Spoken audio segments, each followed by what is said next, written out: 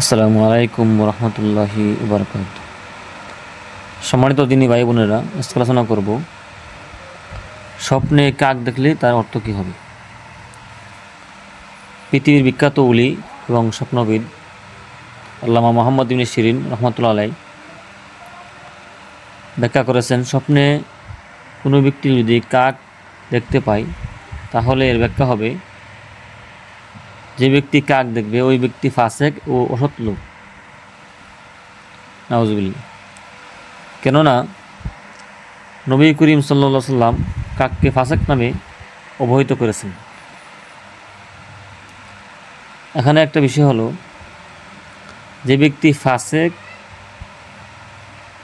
সে স্বপ্নে কাক দেখতে পায়, অর্থাৎ যে কাক দেখবে বাস্তবে ওই ব্যক্তি ফাসেক।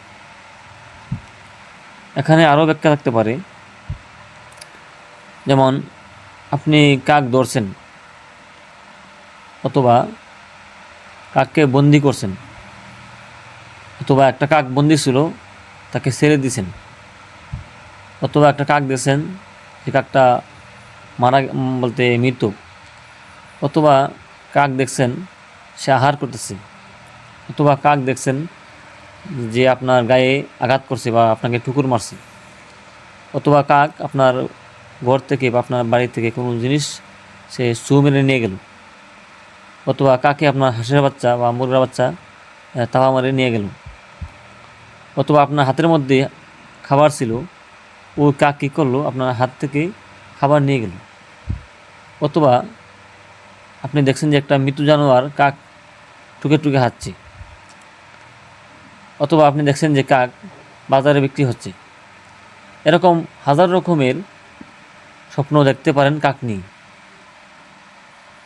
তো আপনি স্বপ্নটা যেইভাবে দেখবেন অর্থটা ঠিক ওই রকম হবে, কিন্তু সেদিকে ব্যাখ্যা করার সময় নাই। তো আজকে আলোচনা হলো শুধু কাক দেখলে কি হবে, শুধু কাক।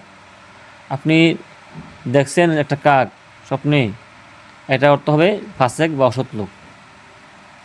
আপনার কাছে আসে এক ব্যক্তি বলল যে আমি স্বপ্নে দেখছি কাক দেখলাম, তখন আপনি বুঝে নেবেন ওই লোকটা ফাসেক, অসৎ লোক।